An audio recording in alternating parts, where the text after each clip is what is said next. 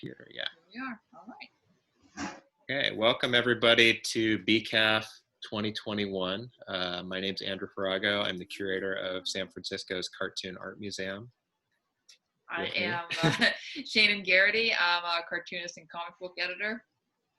And we are thrilled today to catch up with our old friend Keith Knight, award-winning cartoonist and TV mogul. So yeah, we're gonna just talk at Keith's request and just see where this goes. But yeah, and so I'm so glad that you got your calendar, because like this has been the worst season in my however long I've been doing it. The post has been terrible. People have been still, I sent stuff like a month ago and people are still waiting on it. And it's just another bad thing that hopefully will change in the new year. Hopefully this person that is running the postal service will be removed or something, because it's a mess. It's a mess. But I'm glad you got my calendar, so that's good. That's good. Thanks. Although there's a mistake in it. I doubled up on a cartoon in it, which is very 2020 of me. So I apologize for that. I apologize for anybody who's got my calendar. But, and as I told Keith, we're recording this in advance of the air date, and it's a crazy time in America, so we can't make any topical reference at all, because they're going to be totally out of date. It doesn't matter what it is, it's going to be. Yeah, whatever it is, it's a mess. All we can say, oh my God, do you see what happened today? Oh, what a mess. That's all we say. So in theory, this is going to go up about 2 or 3 days before a smooth, peaceful transition. Don't jinx anything, Andrew. Smooth and peaceful, yeah. But how are you guys holding it down out there? It's you know, Not about as well as anyone can do, I think. I mean, we're Yeah. here. There's enough flour and toilet paper as of this recording. You know, we've got a kid at home who's doing the Zoom schooling, and he's not a fan of it, but he's getting through it. Yeah, it's funny because we've been homeschooling our kids for a long time, so it's not, you know, it's suddenly the families that thought we were the odd family on the block are now asking us questions about how we do it and stuff like that. But yeah, it's sort of, it's wild how the world has sort of shifted in this whole, I don't know, shifted into this thing where if you're an independent, you know,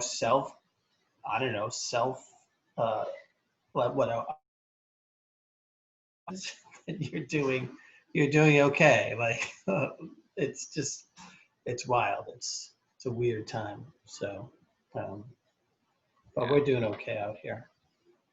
It's interesting, and I've been saying this to you for a long time. Like, I think people might think they know you better than they do, because you put so much of yourself into your comics. So there are a lot of things that back when we were all in San Francisco together, there are a lot of things I would catch myself saying, do I know that because Keith told me that, or because I read it in the K Chronicles? Mm-hmm.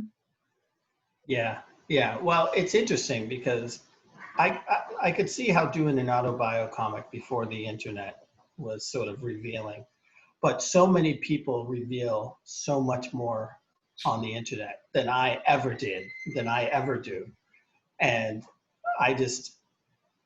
I'm almost the opposite now. So like, I don't like to put pictures of my kids on the internet. I don't like telling anybody where I am.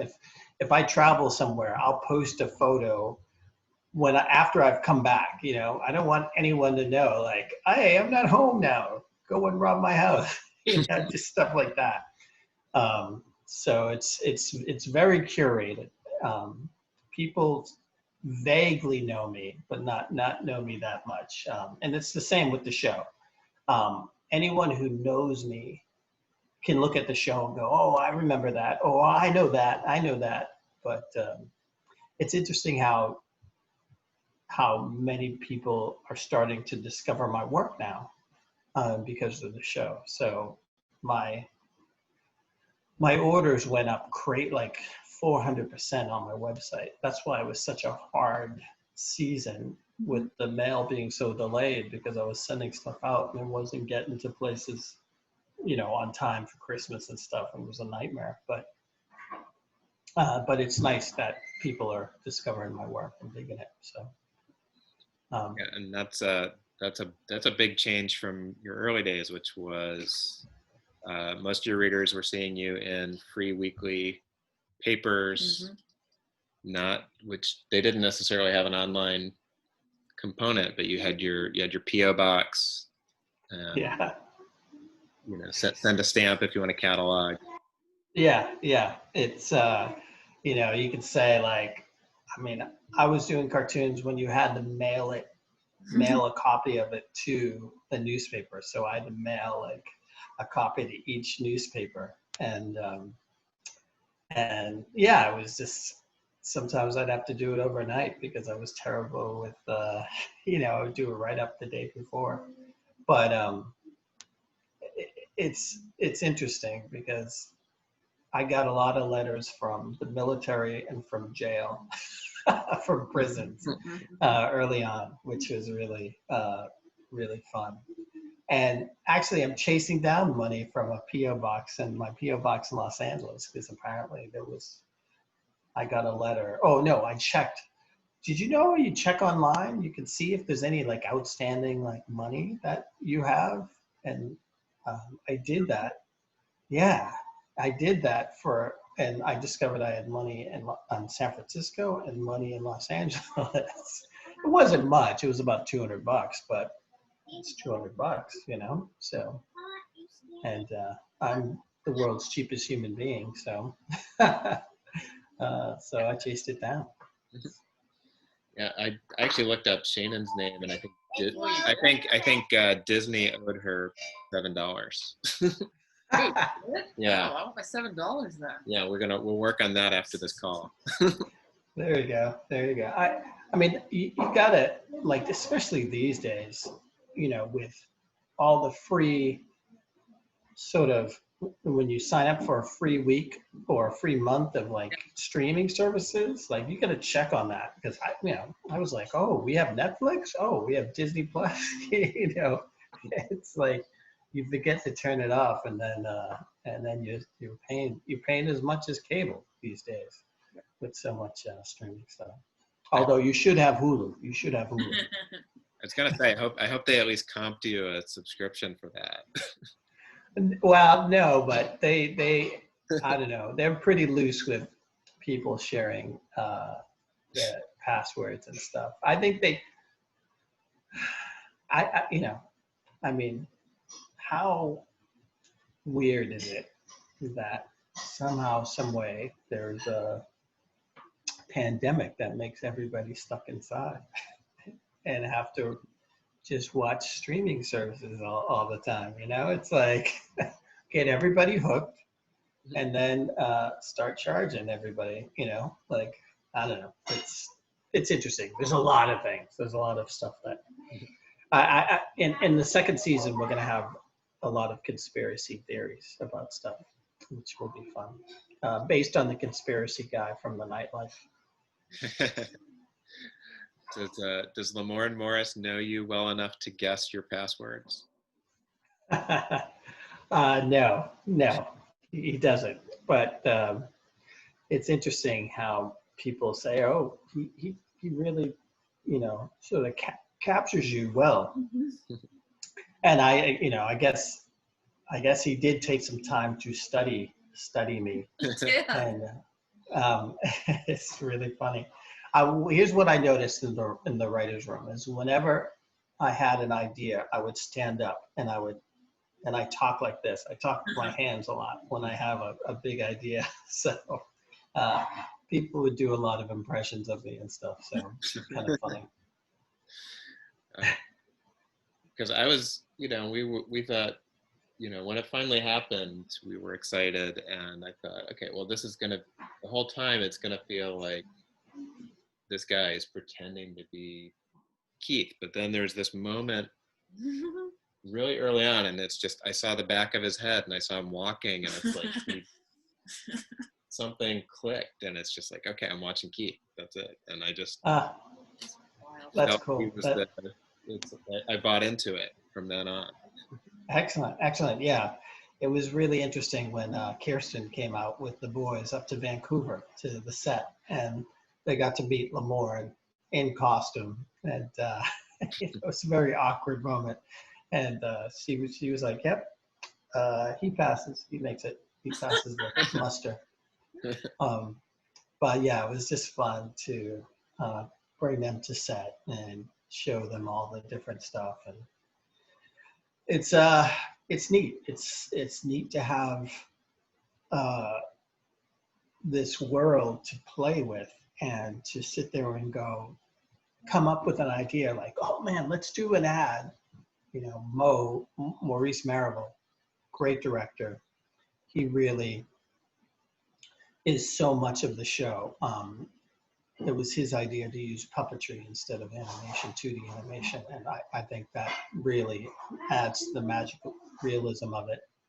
And but we would sit there and go, oh man, it'd be great if we had an advertisement, like, a Go Back to Africa advertisement, but it's a fancy cruise ship. And I don't know if you see it, there's like an ad and some of the episodes that you see in the background. It says, Go Back to Africa in style. And we're like, okay, yeah, the price has got to be $16.19. We got to have it $16.19.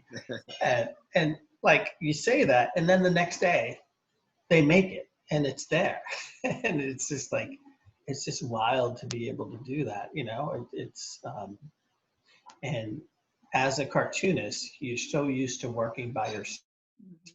It's great to have this team of people doing stuff, because there are people doing things that you never would have thought of, and or they take something that you write and they make it so much more. And that was what was so great about the actors, Lamore and Sashir and just everybody. They were so good at taking the lines and then just making it their own and just adding so much neat stuff. It was just really funny to see it and go, wow, this is way better than I thought it was going to be. I'm saying that, which is seems to be a theme. I said that when we first started talking. It's like a lot of people keep on saying, it's a lot better than I thought it would be. And they used to say that about the Marginal Prophets. Like, yeah, it's a lot better than I expected it to be. So let's walk back a little bit from, everybody binge watched that season in September when it came out, but it was a long road to get there. We remember back when we lost you to LA from San Francisco. Yeah. And we thought, okay, well, this is, we'll see him on TV in about a year. And it took a little bit longer than that, right?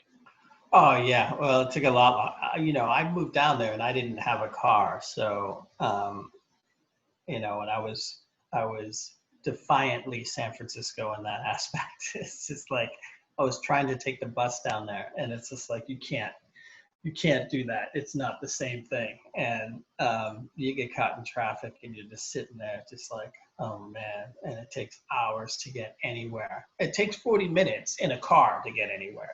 So just think about what it takes in a bus. We bust in LA. Yeah, we walked and bust in LA. Yeah. But we didn't know anybody, so we had kids. so we know somebody there. So now we had 2 kids, and now we knew 2 people. And but what happened is I inherited a car from my uncle. My great uncle Owen passed, and I drove a car from Boston to LA. And it was then I realized, I was like, oh, this is what you need to do. And I was like going around, like, you know, just going to events and meeting people. I just met a really cool producer that really dug my stuff. And he's like, yeah, let's try to develop this into something. Let me try to pair you up with an experienced writer. And there was actually an early version of the show, like an early concept for the show, but it was a bit different, and it was funny. But the way a friend of mine described it was, it's funny, but it's not you. Like, there's not it. You know, it didn't have the race aspect to it, and the political aspect to it. It was still funny, but and that said a lot. I think that was really great feedback. And so that original concept fell through.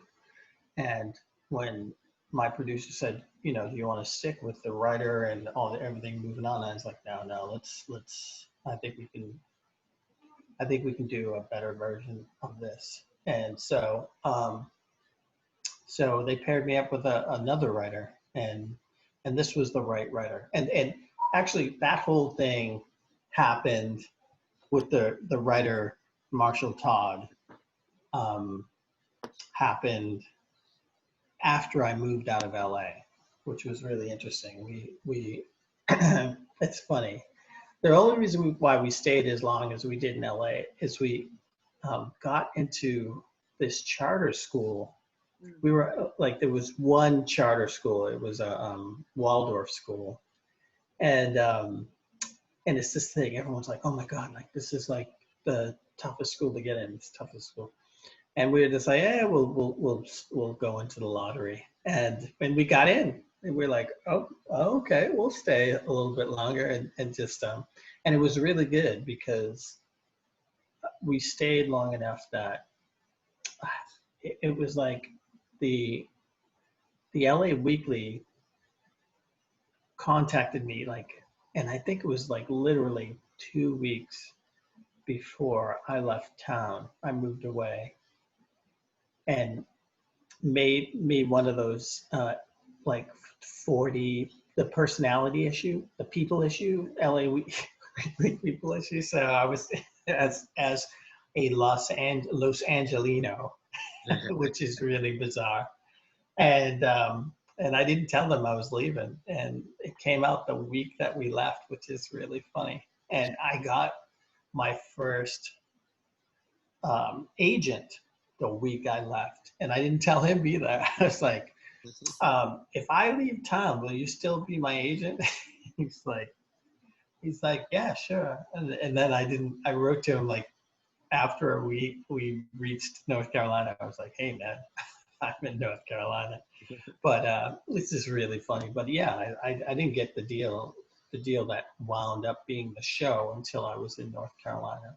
And so just, it's weird how things happen. But people always say down in LA, they're like, hey man, don't leave town. Like you don't want to leave town before your ship comes in, you know? You don't want to leave town. And it's like, if you stay, you know, 20 years go by and you're like, what happened? So I got out while the getting was good. And I felt that way with San Francisco too. Like I saw the writing on the wall. I saw, you know, the alt weekly stuff go away. I saw everything imploding, and I was just like, okay. You know, the Marginal Prophets, whenever we were playing the last few years, we were always playing with a bad 70s cover band. We weren't playing with interesting bands anymore. It was all just, we were just like, oh man. And I didn't want to be the angry, bitter San Franciscan that has a great apartment because it's rent controlled. But I just sit there and go, man, I remember when San Francisco was cool, blah, blah, blah. You know, I didn't want to be that. So I got out. Same with LA too, I think. I got out. Cool. I was curious. Did you write any like did you have any official Hollywood work before Woke? Did you have like an episode of a show or anything? No. You know, I had a development deal with Nickelodeon years before, and I remember taking meetings, like touring with the Marginal Prophets, taking meetings at like rest stops while we were on the road. So it was, you know, it was my first toe dip into the Hollywood swamp. And, but I think it was really important for me to be down there. And I think for anybody who tries to get in on it, yeah, it's good to go down. You have to be there, and you have to schmooze, and you have to do all that stuff. And no, I never wrote anything before that.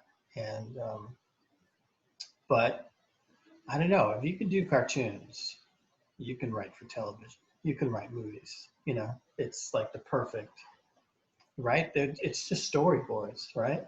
It's like cartoonists can do anything. Yes, we can. And I just think about when we were writing the pilot, like the moment, the scene in the pilot where they find the wallet, and Keith and Clovis, like they each have, one wants to bring it to the cops, the other doesn't. Like after writing that, I looked at it and I said, oh, I can write television. Like that was the moment, because it's a great scene that establishes the characters, you know, without blatantly saying, I'm the one who's blah, blah, blah, and I'm the one who's blah, blah, blah. Like just from the situation that they're in, you're able to explain it. And it was such a neat scene, because that was the first scene that T-Murph, who plays Clovis, it was his first major scene. And this is his first project where he's like a main actor in it. And we were nervous about it, because during the reading at Sony, I think he was nervous. So he reverted back to his stand-up stuff. And so he started like being really loud and like doing stand-up stuff. And it was just, he was like improvising and stuff like that. And everyone was like, oh no. But to his credit, Mo talked to him, the director, and he went and got like his acting coach, worked with him and everything. And we were just you know, watching for the scene, and he just knocked it out of the ballpark. And we were just like, yeah, like we were just excited, like we got a show. But we shot that in Vancouver. The name of the street that we shot it on was Kiefer Street, Keefer. And the bus that drove down that street was the Knight bus, Knight. So it was really a weird coincidence. So it's cool. Great. And yeah, at what point, I'll mention the lead again, at what point did Lamorne Morris's name come into the discussion? It's interesting, because he sort of, Hulu suggested him, and we didn't know if he was available, but two, we didn't know he was interested until they said like Lamorne Morris is interested, the guy from New Girl, and we were like, oh wow, like that's really cool. But we didn't think we could get him. Like we were like, okay, like we probably won't get him. But they kept on saying, no, he's really interested. And we were like, is he going to come in? And it's like, no, he's going to submit a tape or so. I think we wrote this scene. I think we wrote the scene where this jar of mayonnaise starts talking to him in a supermarket. and the mayonnaise is complaining about all the salsas and the soy sauces that have moved in and are taking mayonnaise's job. and he did great. I mean, he's physically gifted as a comedian, and he's a great actor. And that's the thing. He's always been the best thing that he's in for a lot of movies and just like a lot of, but he's never been the lead. So you've never really seen him do that much rangy stuff. And so this show allowed him to do a lot of different stuff that you've never seen him do before. He does just a great job with it. And we were so psyched. And I think everybody did a great job, but him and also Blake Anderson, we heard Blake was interested, and Gunther was the hardest. Surprisingly, Gunther was the hardest to cast. And we had people that came in that were funny, but they were a little bit creepy, which I liked, but other people didn't like. There was one guy who came in who just looked like he was really stoned. There was another guy who seemed really dangerous. It's just, but once we heard Blake Anderson, again, we were like, wow, Blake Anderson, that's really cool. We'll never get him. And we just keep on moving on. But they said, no, I think he's really, really interested. And I mean, he didn't even have to audition. You just knew he was going to be great. And he just easy, very easy. But everybody was great. Sashir was the one that really, we saw her and we were like, oh, we have to give her more stuff. And we just kept on writing more and more stuff for her because she's so good. And she was amazing. And when I first met her, I was super, super sick. And I had this awkward interaction with her where Mo had told me, you don't want to speak to the actors. You don't want to mess them up or anything. And I was like, oh, okay. But I saw her and I was like, I was on something because I had horrible flu. And she said something and I said, oh, I'm not supposed to talk to you. And she's like, why? She had this reaction, why?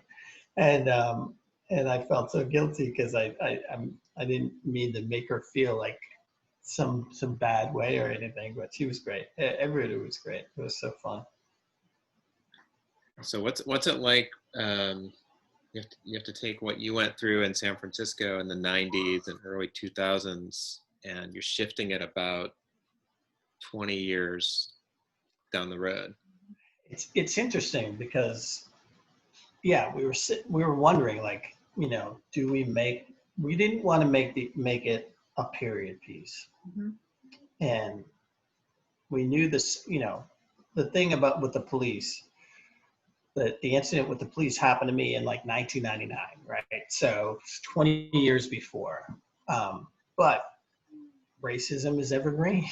So it's just that was not a problem. And we just felt like, we'll make it an homage to the San Francisco that I lived in, which was, 3 Slavs were able to afford an apartment, so it was a mixture of old school San Francisco and new school where there's, tech bros and stuff like that. But my concern was shooting it in Vancouver, and I was just so worried about I was like, man, I hope Vancouver, I hope we can find some places that look like San Francisco. And I think we did an okay job. We shot most of it in Chinatown. And I was like, okay, most other cities' Chinatowns look like the Richmond district in San Francisco, so we did most of the stuff in Chinatown. And I remember going to visit the place where we were going to shoot the comic book shop. And the first comic book shop we went to was too mainstream. It was like superhero stand-up stuff, and it was like big and very bright. And I was like, no, this is not the type of place that I'd be in. And so then we went to the comic book shop that is in the show, and they actually made the comic book shop. They repainted it, like painted it blue, like all these great primary colors. It's blue, it's yellow and red. I mean, before that, it was just like this, just, a typical just shop. And the guy was psyched. He left it that way. He was like, man, this looks great. And so that was really cool that, we were able to find that spot that really felt like a comic book shop that I would have went in back in the day. And it was fun too. They were like, are there any people we can get, any artists, comic books we can get into? And I just, everything was on the fly. So I just like looked at my phone. I was like, oh, Steve Notley, Matt Bors, Lonnie Millsap, it's just like, I just texted them. I was like, hey man, can we use your, and so hopefully this time around, it won't be on the fly, and I'll be able to get like more people involved and more diverse stuff. But oh, I definitely noticed. I noticed Steve Notley's and Lonnie Millsap's art in the show is great. Yeah. He came up to visit, which was really fun. And because he's Canadian, of course. He lives in Seattle, so he came up, and it was just fun to sort of. And he loves to write screenplays too, so I think he was super excited to just check it out and see it all happening. But there were so many neat things. It was important for me. I said we have to have Sisters of Perpetual Indulgence there. We have to have the sisters there. And so there was a local chapter in Vancouver of the sisters. And so during the police takedown scene, I was just sitting at a table, and they came over to me and they said, hey, are you Keith? I said, yeah. They said, hey, we just want to thank you. We heard that you personally requested us. And I was like, yeah. And then they said that they're the grandchild of one of the original sisters, which is like an amazing founding sisters in San Francisco, which was really cool to hear. But there were a lot of little neat things like that happened during the production of it. One of the other cool things about it was it was going to snow.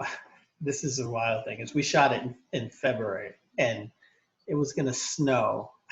There's actually a couple of points where it's snowing and you can't really notice it. But so we had to move a big shoot from a Saturday to a Sunday, or Sunday to a Saturday.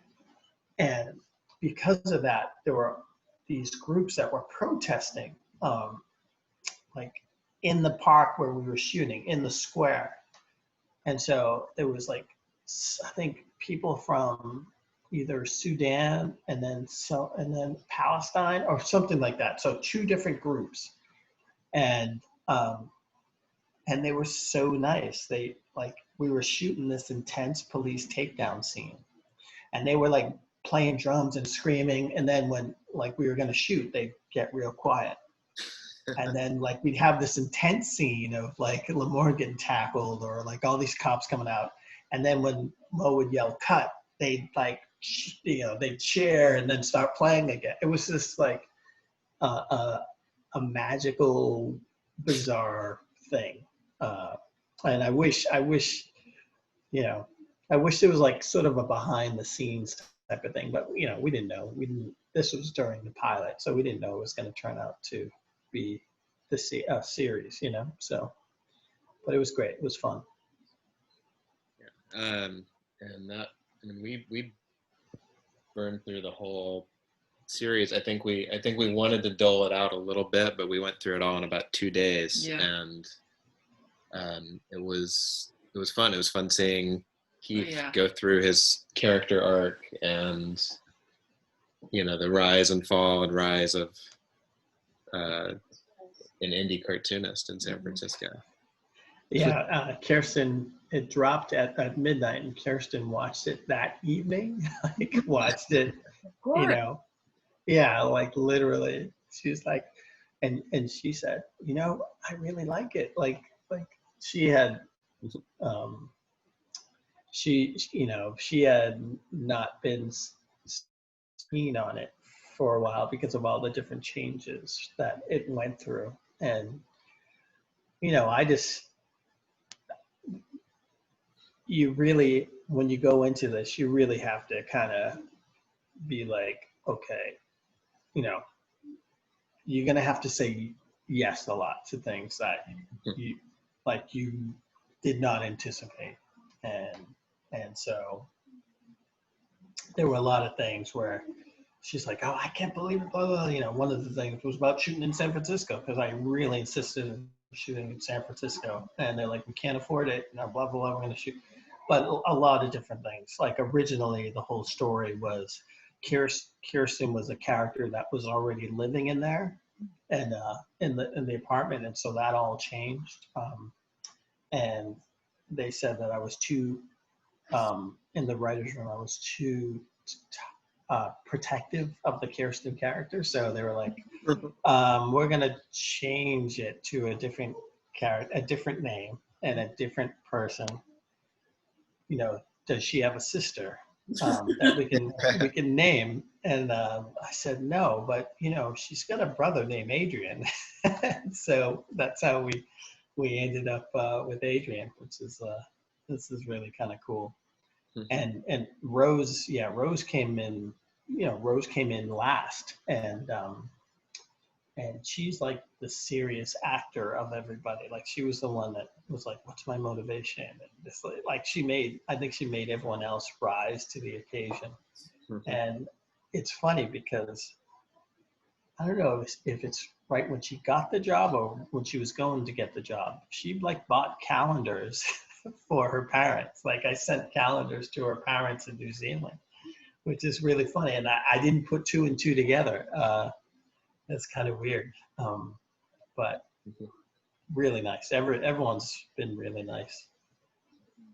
Yeah, I kind of like that. I was trying to get into your head and thinking like they probably needed some distance so that because I noticed the girlfriend is not from Germany, and I thought, well, that gives them some creative license to do. Yeah, and it's either, you know, we had a hard time like, there was an actress early on from Australia that was half German, and she could do it, but unfortunately she got recast, and so that was hard. But like, you can't, if you're not German, like, doing a German accent is not good. So seriously, so, you know, we just said, okay, like, you know, she just has to be from another country. And so we, you know, we're sort of using her as the sort of outsider, you know, looking from outside of America, and that perspective, but also being white, like being white, but not American white.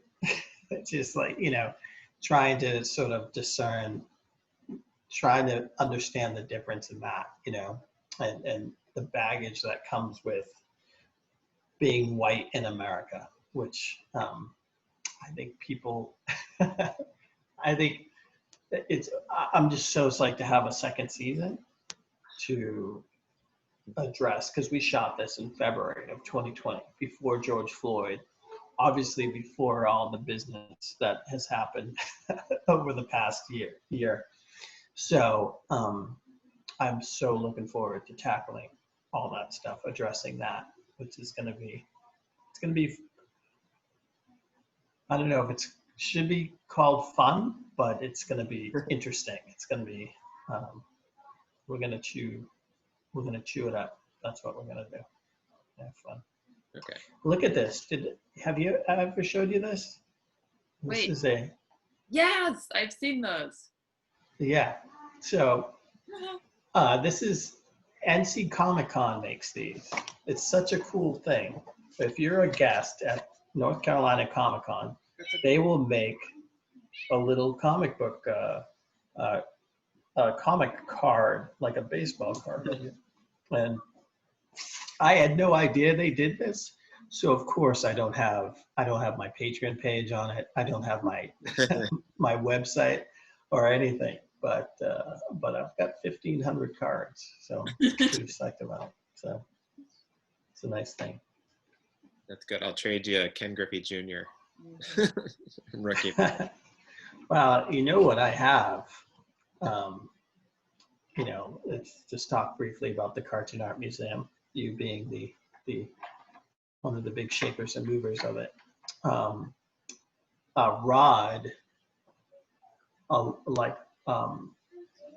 Rod gave me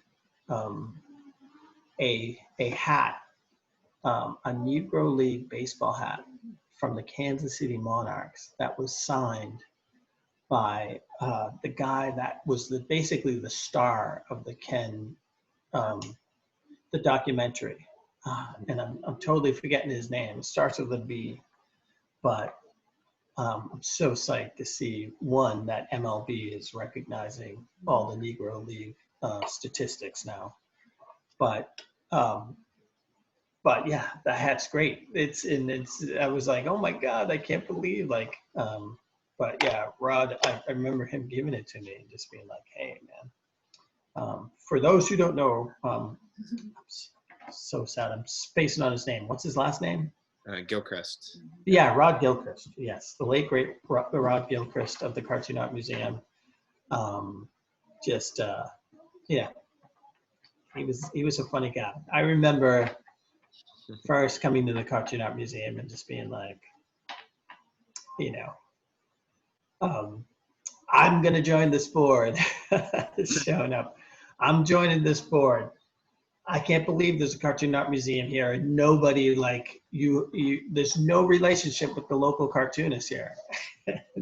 And he was like, well, he's like, you know, people do a lot of talking, but they don't do a lot of doing, you know. It's true. And I was like, well, you haven't met Keith Knight. So that was really funny. It's cool. Cool. Well, we've got a few more minutes here, but yeah, so we're talking about cartoons. So what's coming up? Woke season 2 is coming up, but what's coming up on the comics and cartoons front? Woke season 2 is coming. I hope and I pray that I'll get this thing done this year. Is the Michael Jackson? I was a Michael Jackson impersonator. Been working on that. COVID has provided me some ample enough time for me to really sort of finish a lot of the stories that I have in that.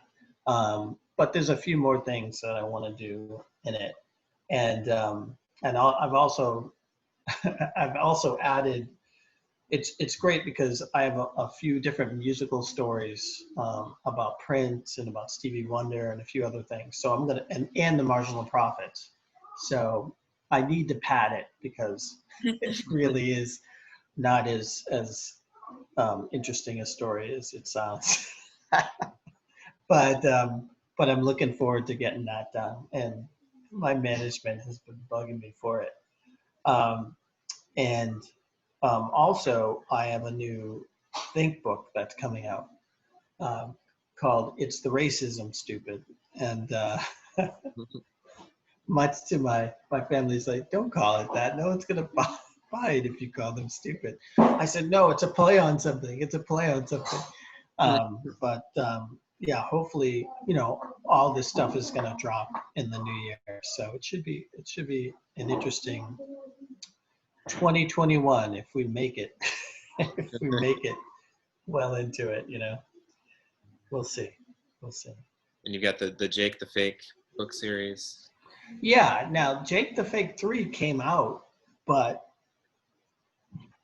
it was during the pandemic. So, like, I don't know if they held putting it out or it came out in a soft thing. Like, I'm not sure, but I've got copies of it. I need to put it up on my website.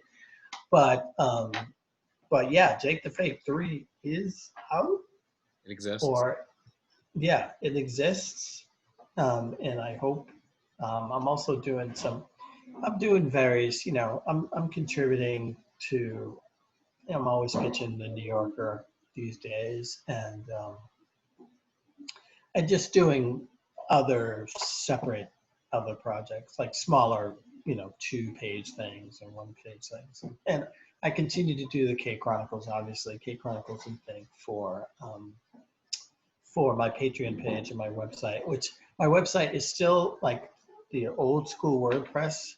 And it's so funny because young people talk to me. They think it's a retro site. Like I've somehow like downloaded like a new version of the retro. And I'm like, no, that's like the original site. And they're like, oh. So I'm actually launching a new site to sell originals, because ever since the shows come out, a lot of people have been asking me for originals. And so I'm setting up sort of a high-end, fancier version, newer version of the site that has that stuff. But also I'm doing my slideshow, my racial literacy slideshows, which I've been meaning to want to do it virtually, and the pandemic sort of forced it. And so, 2 weeks after George Floyd, I think I did it for Ohio State, and I've been doing at least 2 or 3 of those every month since. So it's been a lot. Yeah, you were always one of the most well-traveled cartoonists we knew, and that I'm sure this year has been just such a radical change as far as that goes. Yeah, it's so funny because I remember saying to my wife, because I did the Library of Congress in February, and my alma mater, Salem State in Massachusetts, asked me to do their commencement speech. And I remember telling Kirsten, I was like, in like February, I was like, no, January. I was like, wow, like things are going really well. Like something bad's gonna happen. It's just like, oh, it's only the worst thing that could happen. It's like the world just goes to heck in a handbasket. But they postponed my commencement till next year. So hopefully I'll be able to travel there in May to Boston and do it. And that's the thing that I miss is doing. I wanted to do a screening of, obviously I want to have a release party, a screening party in San Francisco for the show. Like, I totally want to do that, play a show with the Marginal Prophets, like do all that stuff. And so hopefully we'll be able to do that in the new year, in this new year. So we'll see. Yeah, well, that's a good optimistic note to end on. Though we're thinking of like good Going things next year. Getting together and seeing people and traveling and all the things we missed in the last year. Yeah, you can't. Let's just try to stay optimistic, and then next time we talk, we can be pessimistic. But right now, it's the beginning of the year. Think that. I know it's so weird to like, that time between Christmas and the New Year where you're just like, am I working? Am I not working? What am I like? That's been like that all year long. So when this part came through, I was just like I didn't even know what to do. I was just such a weird time. Yeah. But yeah, weird but optimistic. Yeah. Yeah. Good thing. But yeah, thanks very much. We're glad. I'm so glad Aaron, director of BCAF, asked me. He said, "Keith Knight's having a huge year. Do you think you can sit down with him for a little while and talk?" And I'm so glad he gave me a great excuse to catch up. Yeah. And again, I know I wrote this to you, but I found the Comics Journal interview that you did, and it is so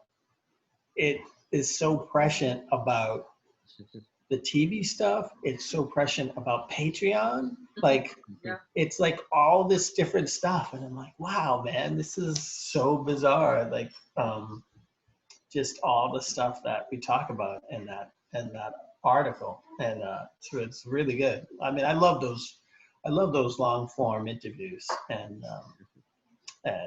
yeah, we should actually. I mean, we should probably talk.